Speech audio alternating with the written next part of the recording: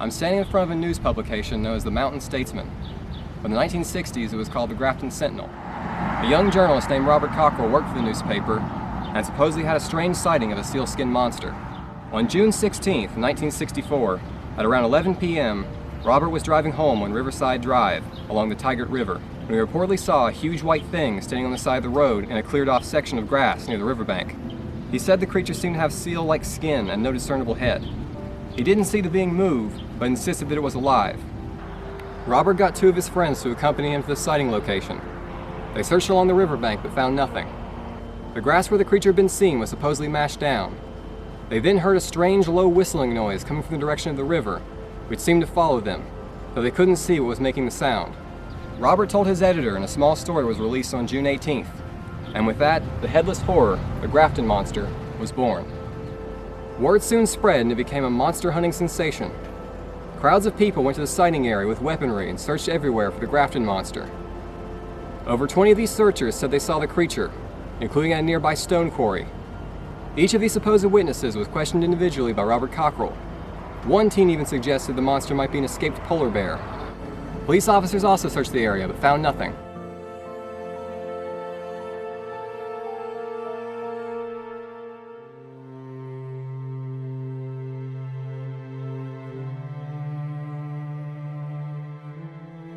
The Grafton Sentinel then put out a second article on June 19th, in which they dismissed the creature as a wildly imaginative story, or trick of the eye, suggesting that it could have been something else that took on a weird shape in the darkness.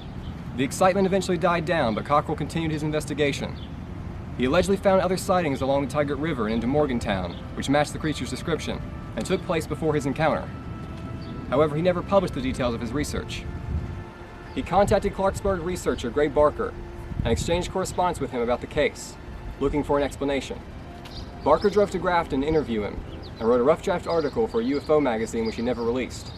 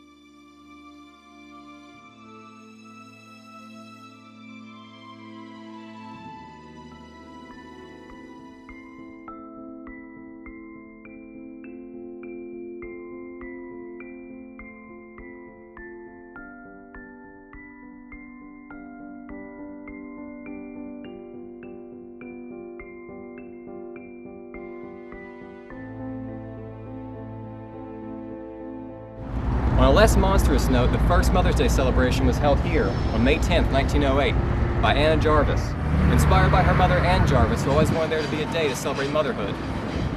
The tradition spread to New York and into the rest of the states. In 1914, the U.S. Congress under Woodrow Wilson passed a law designating the second Sunday of May to be Mother's Day. The church behind me is now the International Mother's Day Shrine and is recognized as a national landmark.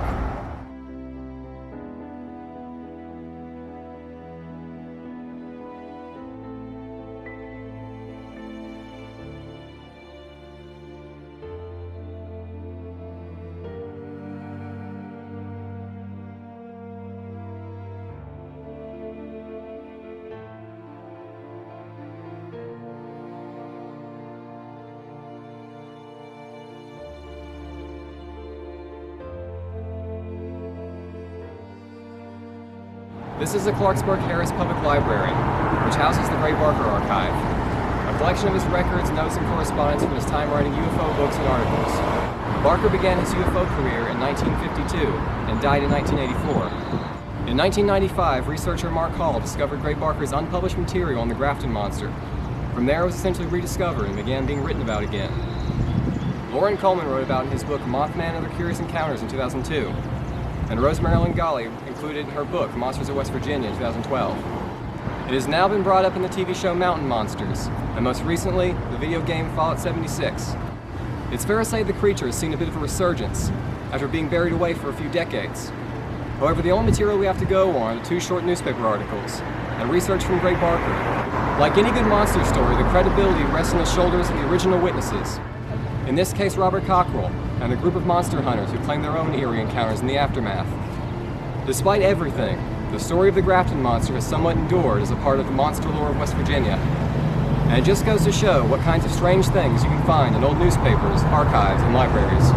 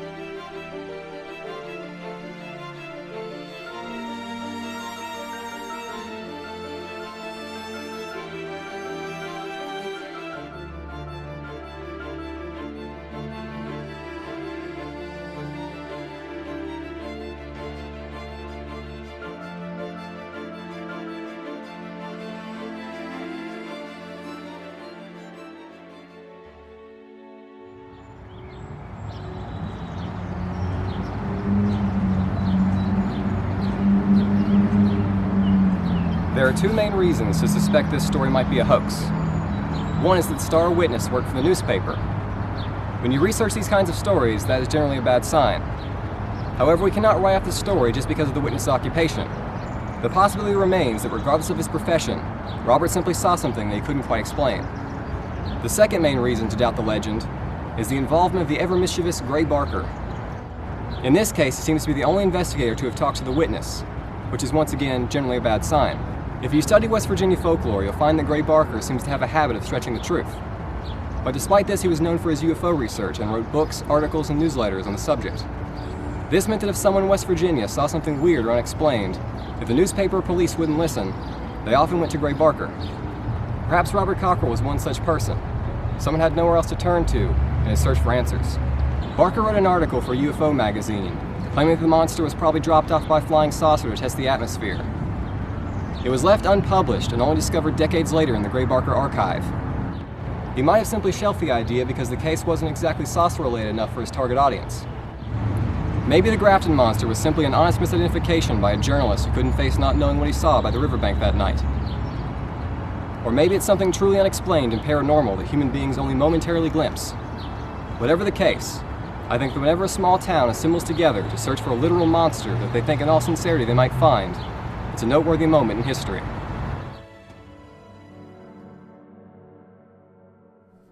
The following are the two infamous newspaper reports from the Grafton Sentinel.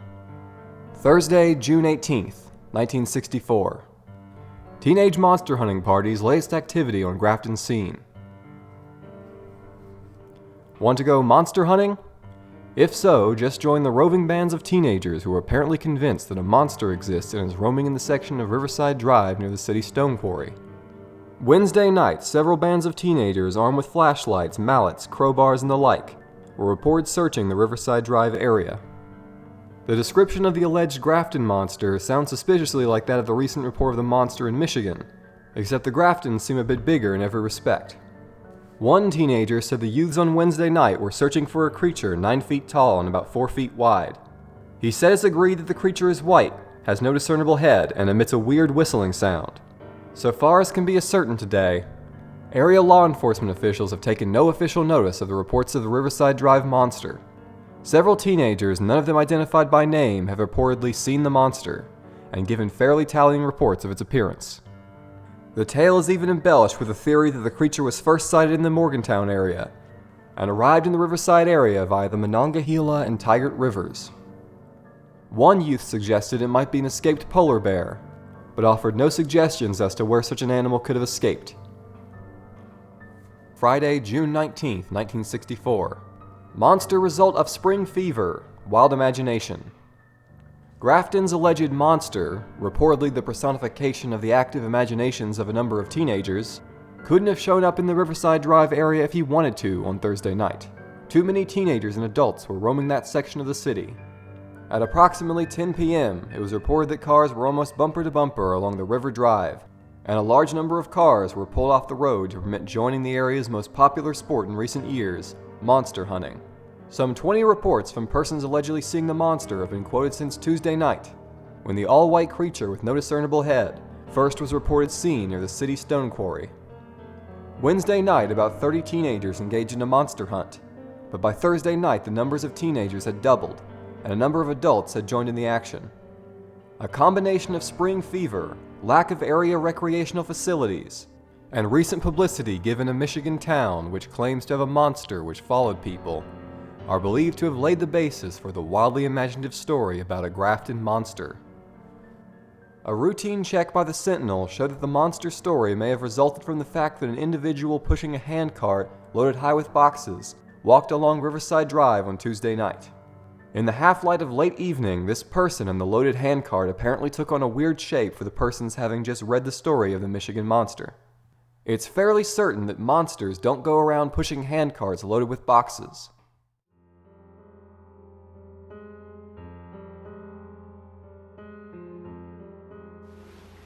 So if you couldn't tell from those newspaper reports, Robert Cockrell's job at the Grafton Sentinel didn't really do much to help him publicize his story.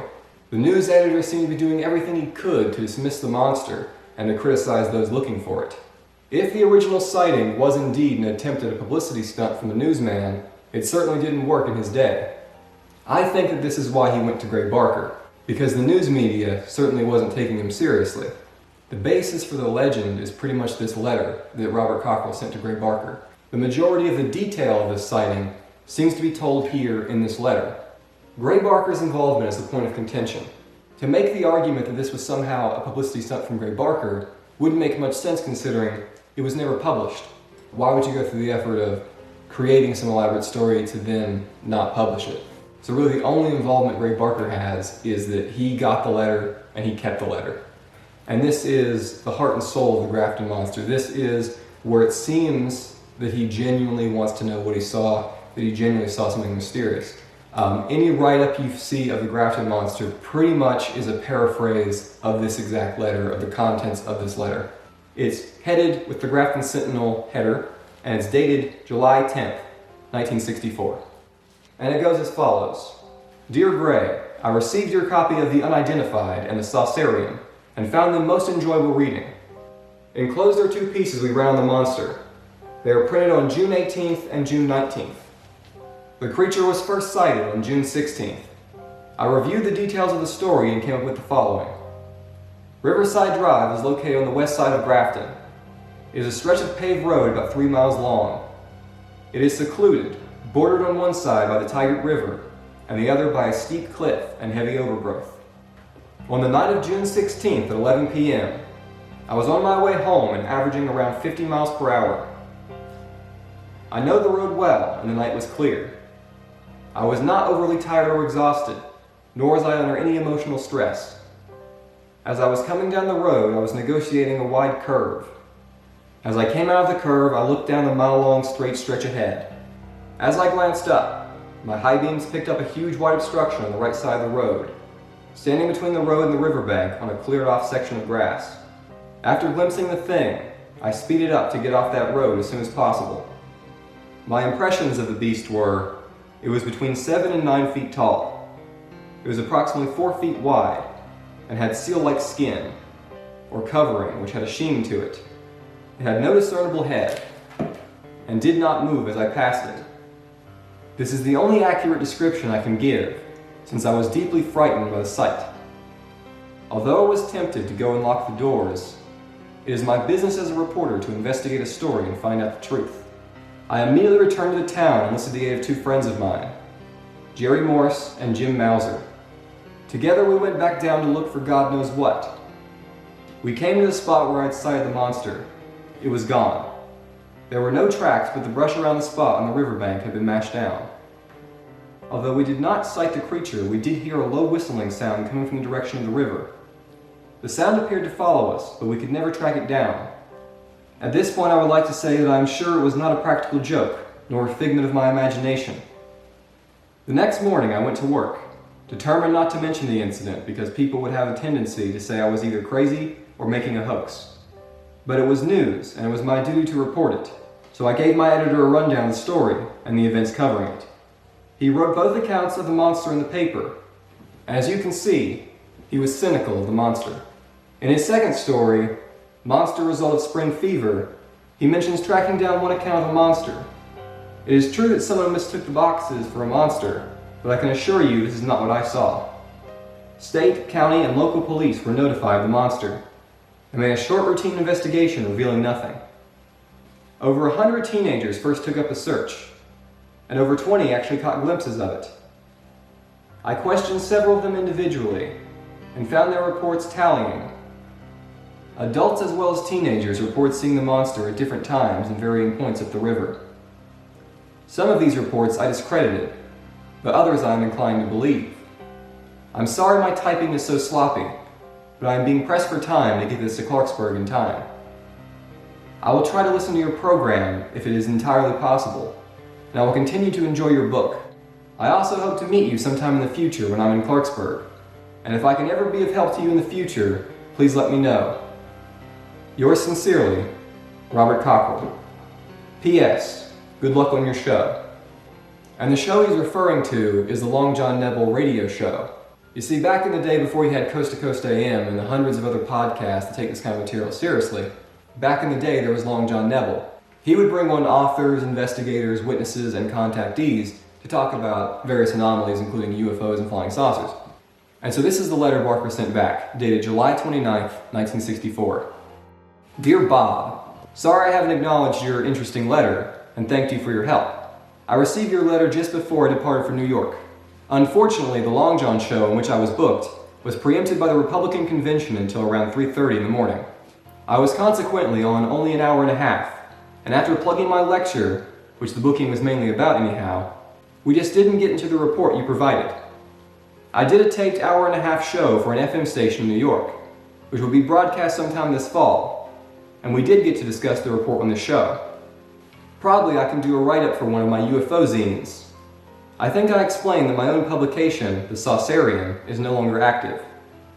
The most interesting facet of your report to me was a whistling sound heard from the direction of the river.